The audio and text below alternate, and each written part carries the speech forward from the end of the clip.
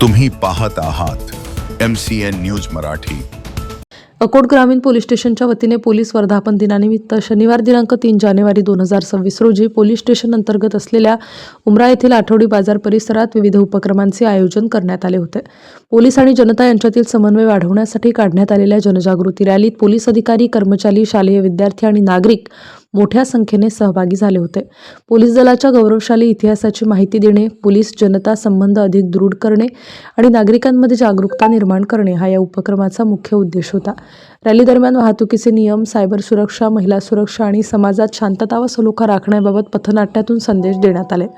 यावेळी उपस्थित अधिकाऱ्यांनी पोलीस दलाच्या कार्याची माहिती देऊन सुरक्षित समाजासाठी नागरिकांच्या सहकार्याचे महत्त्व अधोरेखित केले।